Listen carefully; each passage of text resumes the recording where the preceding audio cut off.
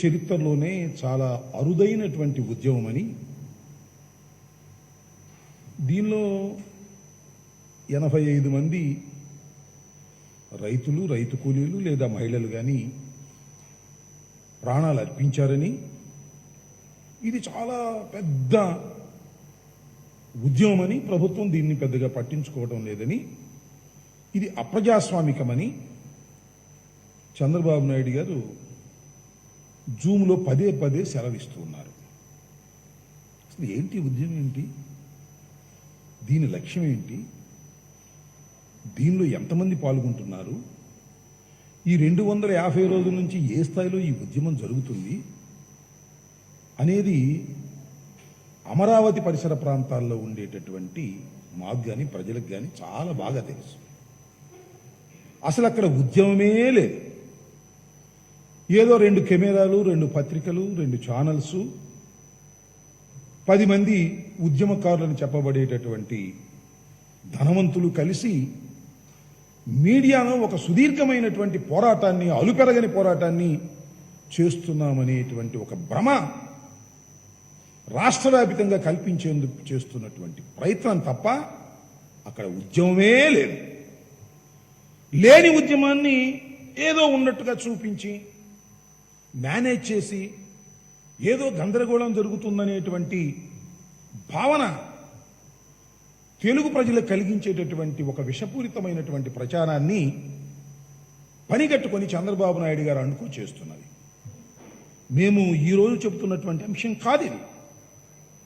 దేవుని నుంచి ఒక అంశాన్ని చాలా స్పష్టంగా చెప్తున్నాం. అమరావతి రాజధాని నిర్మాణం అనేది ఒక పెద్ద స్కామ్. ఇది చంద్రబాబు అనుకోకి, చంద్రబాబుకు సంబంధించినటువంటి తాబేదారులకు లాభాన్ని చేకూర్చడం కోసం అని చెప్పి పెద్ద ఎత్తున ఏర్పాటు చేసినటువంటి ఒక రాజధాని. దీనిలో చంద్రబాబు నాయుడు గారు, వారి బినామీలు 100 ఎకరాలు కొన్నారు. చౌకగా కొని రాజధానిగా ప్రకటించుకొని దాని నుంచి లబ్ధి పొందాలనేటువంటి ప్రయత్నం చేస్తున్నటువంటి అంశం చాలా తేట తెలివిగా అందరికీ తెలుసు. అంతేకాదు, చంద్రబాబు నాయుడు గారికి సంబంధించినటువంటి తెలుగుదేశం నాయకులు, కార్యకర్తలు అనేకమైనటువంటి ఘోరాలకు ఈ అమరావతిలో పాల్గొన్నారు. ఏమిటయ్యాయి అంటే, భూములు ఉన్నాయి, దళితుల భూములు, అసైన్మెంట్ ల్యాండ్స్, వాటిని తీసుకున్నారు. అవి ట్రాన్స్ఫర్ చేయడానికి వీలైనటువంటి ల్యాండ్స్, ప్రొవిషన్ ఆఫ్ ట్రాన్స్ఫర్ అనేది ఉన్నటువంటి ల్యాండ్స్, దళితులకు ఇచ్చినవి, పేద ప్రజానికీనికి ఇచ్చినవి చంద్రబాబు నాయుడు గారి మనుషులు తీసుకొని వాటిని వాళ్ళ పేరు రాంచుకొని పట్టాలు పుట్టించుకొని అవి పూలింగ్కి ఇచ్చి తద్వారా ఫ్లాట్లు తీసుకున్నటువంటి సందర్భాన్ని దీని మీద ఎంక్వైరీ జరుగుతూ ఉన్నది.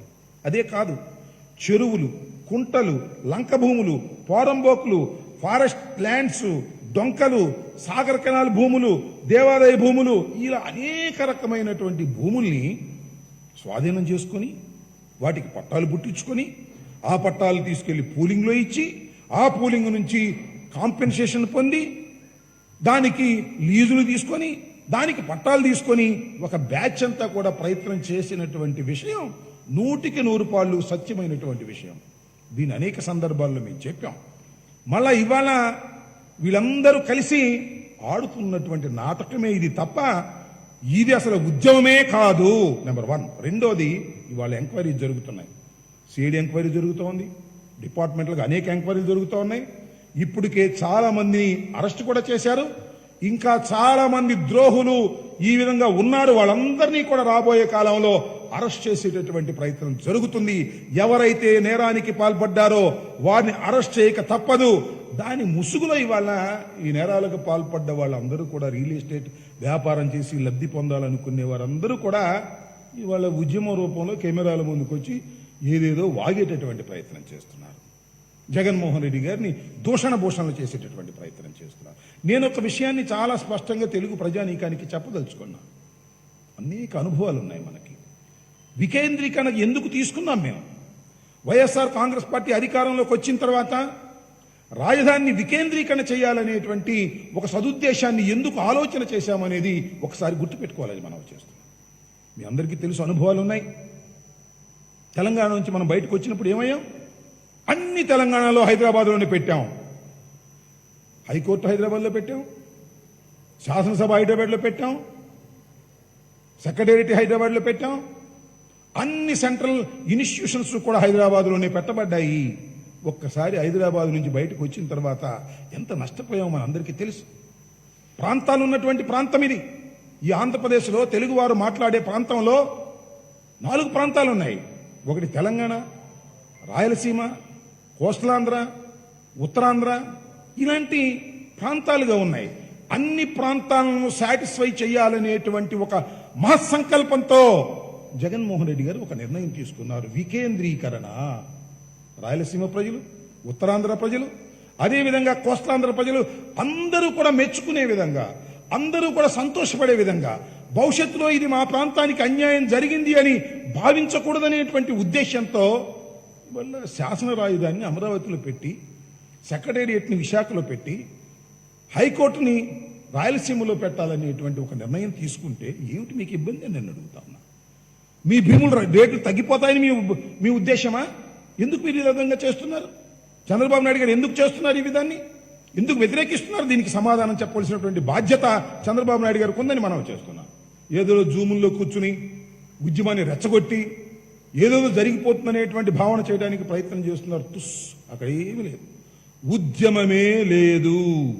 ఉద్యమం లేకోకుండా ఊరిని ఆన్ పేపర్ మీద ఉద్యమం చూపించేటటువంటి పరిస్థితి ఇవాళ చంద్రబాబు నాయుడు గారు చేస్తున్నారు.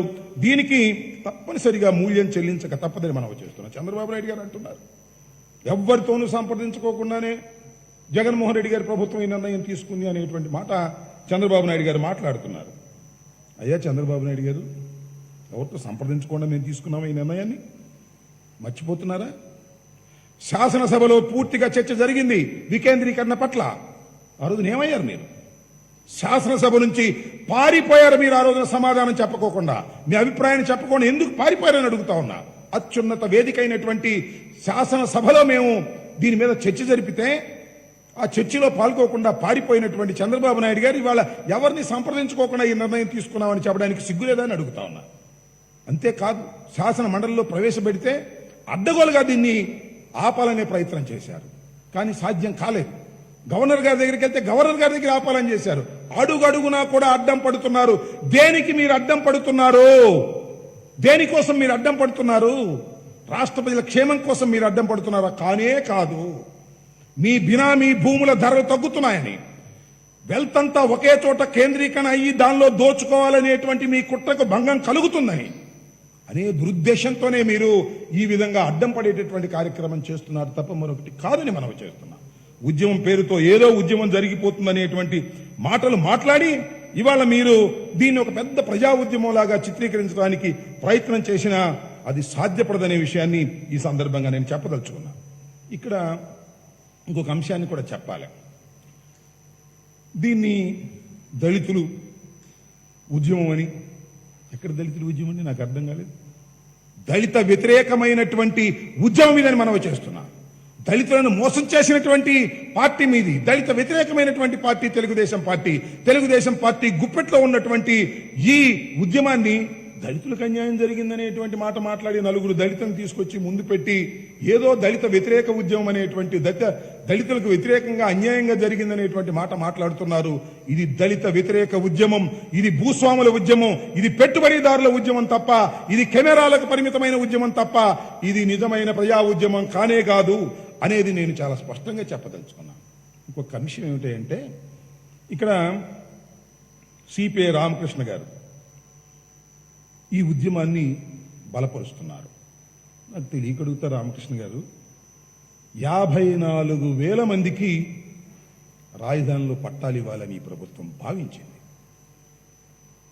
కానీ చంద్రబాబు నాయుడు గారు వాళ్ళకి పట్టాలు ఇవ్వకూడదని భావించారు. అంటే 54,000 మందికి పట్టాలు ఇవ్వాలని ఈ ప్రభుత్వం భావిస్తే 54,000 మందికి పట్టాలు ఇవ్వకూడదు రాజధానిలో అని ప్రయత్నం చేసినటువంటి చంద్రబాబు నాయుడు గారిని మీరు బలపరుస్తున్నారంటే ఏమిటి? పీడిత ప్రజల కోసం మీరు పోరాడుతున్నారా, లేక పీడిత ప్రజలకు వ్యతిరేకంగా మీరు పోరాడుతున్నారా? ఒకసారి ఆలోచన చేయమని మనం చేస్తున్నాం. క్యాపిటలిస్టుల కోసం మీరు పోరాడుతున్నారు. మీరు ధనవంతుల కోసం పోరాడుతున్నారు. అసలు మీది సిపిఐ అంటే కమ్యూనిస్ట్ పార్టీ ఆఫ్ ఇండియానా లేక క్యాపిటలిస్ట్ పార్టీ ఆఫ్ ఇండియానా? దీనికి మీరు సమాధానం చెప్పాలని మనం చేస్తున్నా. 54,000 మందికి పట్టాలు ఇవ్వాలని, పట్టాల కోసం అనేక సందర్భాల్లో మీరు పోరాడారు. ఎవరు అడక్కోకుండానే 30 లక్షల మందికి పట్టాలు ఇచ్చేటటువంటి ప్రభుత్వం వైఎస్ఆర్ కాంగ్రెస్ పార్టీ ప్రభుత్వం. రాజధానిలో 54,000 మందికి పట్టాలు ఇస్తుంటే ఏడుస్తున్నటువంటి చంద్రబాబు నాయుడు గారికి మీరు సపోర్ట్ చేస్తున్నారంటే అంతకన్నా ఏం కావాలంటున్నా. నిజంగా కార్ల్ మార్క్స్ సిద్ధాంతం ఏమిటి, మీ సిద్ధాంతం ఏమిటి నాకు తెలియక అడుగుతున్నా. కార్ల్ మార్క్స్ ఏం చెప్పాడు? పెట్టుబడిదారుల కోసం పోరాడమన్నాడా, భూస్వాముల కోసం పోరాడమన్నాడా? ఒకసారి ఆలోచించమని మనం చేస్తున్నా. 1818లో కార్ల్ మార్క్స్ పుట్టి 1883లో పాపం ఆయన చనిపోయాడు. ఆయనే ఉండుంటే ఎంత బాధపడేవాడో ఒకసారి ఆలోచించండి. ఇండియాలో కమ్యూనిస్ట్ పార్టీ చేస్తున్నటువంటి ఈ ఘోర తప్పిదానికి చంద్రబాబు నాయుడిని సపోర్ట్ చేస్తున్నటువంటి ఈ పార్టీని ఏమనాలో నాకు అర్థం కావడం వల్ల Chandrababu Naidu party of Chandrababu Naidu communist party అని చెప్పాలా, చంద్రబాబు నాయుడు ఆఫ్ ఇండియా అని చెప్పాలా? ఏంటో నాకు అర్థం కాలేదు. కాబట్టి ఒకసారి ఆలోచించుకోండి. కమ్యూనిస్ట్ పార్టీలు ఉద్యమాలను బలపరచడం తప్పులేదు, కానీ పెట్టుబడిదారులను సపోర్ట్ చేసేటటువంటి స్థాయికి ఎందుకు కమ్యూనిస్ట్ పార్టీలు దిగజారిపోయాయో, దళితులకు 54,000 మంది పేద ప్రజానీకానికి ఇళ్ల పట్టాలు ఇస్తుంటే ఓర్చుకోలేనటువంటి తెలుగుదేశం పార్టీని సపోర్ట్ చేసే ఉద్యమానికి మీరు వత్తాసు పలుకుతున్నారంటే ఇది నిజంగా చాలా బాధాకరమైనటువంటి అంశం. దయచేసి గుర్తుపెట్టుకోమని కూడా ఈ సందర్భంగా చెప్పదలుచుకున్నాను. అంతేకాదు ఇంకొక విషయాన్ని కూడా మాట్లాడాల. అదేమిటంటే రమేష్ ఆసుపత్రి. దీని మీద చాలా గందరగోళంగా మాట్లాడుతున్నారు. రమేష్ మా కులం వాడని మీరు వెంటబడుతున్నారా? చంద్రబాబు నాయుడు గారి కులమని జగన్మోహన్ రెడ్డి గారి ప్రభుత్వం వెంటబడుతుందా? ఆయన ఎందుకు అరెస్ట్ చేస్తున్నారు? నాకు అర్థం కాని అంశం ఏమిటంటే, ఒక నేరం జరిగినప్పుడు, ఒక చోట ఒక నేరం జరిగితే దాని మీద ఎంక్వైరీ చేయాల్సినటువంటి బాధ్యత ప్రభుత్వానికి ఉంటుంది. దాని మీద యాక్షన్ తీసుకోవాల్సినటువంటి బాధ్యత కూడా ప్రభుత్వానికి ఉంటుంది ప్రజాస్వామ్యంలో.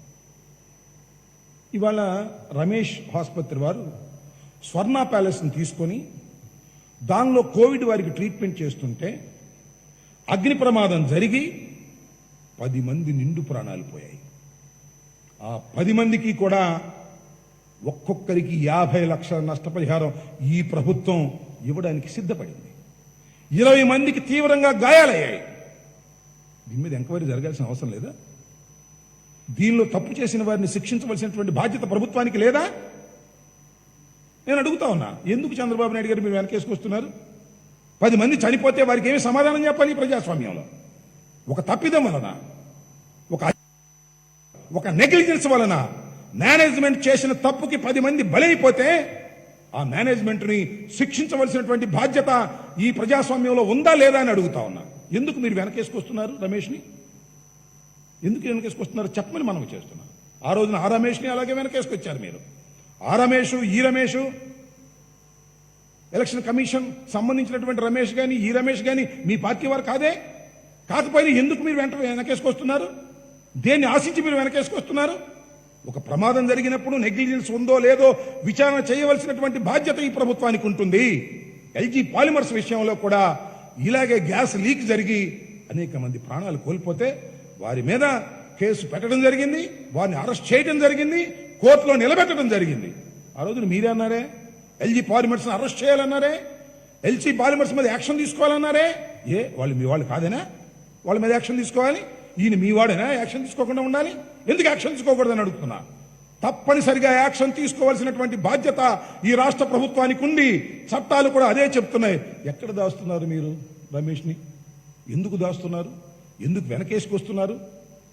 ఒక నేరం మోపబడినటువంటి వ్యక్తి, అది నిజమా కాదా విచారణలో తేలుతుంది, న్యాయస్థానాల్లో తేలుతుంది. ఒక నేరం చేయాడని నేరం మోపబడినటువంటి వ్యక్తిని మీరు దాస్తున్నారు. ఇది కూడా నేరమే అవుతుంది, గుర్తుపెట్టుకోమని మనం చేస్తున్నాం. చంద్రబాబు నాయుడు గారు, ఎందుకు మీరు రమేష్ని దాస్తున్నారు? ఎందుకు రమేష్ని మీరు వెనకేసుకొస్తున్నారు? ఎక్కడ దాచారు మీరు రమేష్ని? బయటకు చెప్పాలని మనం చేస్తున్నాం. చట్టం ప్రకారం రమేష్ని పోలీసులకు హ్యాండ్ ఓవర్ చేయండి. ఎంక్వైరీ చేస్తారు. ఎంక్వైరీ చేసి ఆయన మీద ఆధారాలు దొరికితే కేసులో ఛార్జ్షీట్ పడేసి కోర్టులో ప్రొడ్యూస్ చేస్తారు. ప్రొడ్యూస్ చేస్తే మీరు యాజ్ లా ప్రకారం మీరు వెళ్లాల్సినటువంటి బాధ్యత మీకుంటుంది. తప్పనిసరిగా విచారణలో ఒక భాగంగానే ఎవరినైనా కస్టడీలోకి తీసుకుంటారు తప్ప ఇదేం కొత్త అయినటువంటి అంశం కాదే. మీ 29 కస్టడీలోకి తీసుకున్నారే, అనేక సార్లు బెయిల్ పిటిషన్లు అయితే రిజెక్ట్ ఎందుకు కాబడ్డాయి? కేసులో ప్రైమా ఫేసి ఉన్నది అని భావించారు కాబట్టే అక్కడ రిజెక్ట్ చేశారు. అలాగే దీనిలో కూడా ప్రైమా ఫేసి ఉన్నది, హాస్పిటల్ నెగ్లిజెన్స్ వలనే 10 మంది మరణించారు అనేటువంటి ప్రైమా ఫేసి కేసు ఉన్నది కాబట్టి దీన్ని విచారణ చేస్తుంటే దీన్ని వెనకేసుకుని రావాల్సినటువంటి అవసరం ప్రధాన ప్రతిపక్ష నాయకులకి ఎందుకు ఉందో సమాధానం చెప్పాలి. ఎక్కడ రమేష్ను దాచారో కూడా చెప్పాల్సిన బాధ్యత ఉంది. ప్రధాన ప్రతిపక్ష నాయకులంటే నేరస్తుల్ని దాయటానికి, నేరస్తుల్ని కొమ్ము కాయడానికి ఉండకూడదని మనం చేస్తున్నాం. ప్రజాస్వామ్యంలో ఒక పద్ధతి ప్రకారం వెళుతున్నటువంటి ప్రభుత్వాన్ని ఏదో ఒక విధంగా అడ్డం పడాలనేటువంటి ప్రయత్నం, తన మనుషులైతే రక్షించాలనేటువంటి ప్రయత్నం నేరస్తుల్ని, తన మనుషులు కాకపోతే ఎందుకు అరెస్ట్ చేయలేదని గర్జించేటటువంటి మనస్తత్వం మంచిది కాదు. చంద్రబాబు నాయుడు గారు, మీరు జూముల్లో ఏదో ఇష్టం వచ్చినట్టు మాట్లాడితే చూస్తూ ఊరుకోవడానికి, చేతులు కట్టుకుని వినడానికి ప్రభుత్వాలు సిద్ధంగా లేవు. మీ బాధ్యతను మీరు నిర్వహించండి తప్ప మరొకటి కాదని ఈ సందర్భంగా నేను చాలా స్పష్టంగా చెప్పదలుచుకున్నాను. ఎక్కడ రమేష్ను దాచారో తక్షణమే బయటపెట్టి పోలీసులకు హ్యాండ్ ఓవర్ చేసి విచారణకు సహకరించవలసిందిగా కూడా ఈ సందర్భంగా నేను మిమ్మల్ని కోరుతూ ఉన్నాను.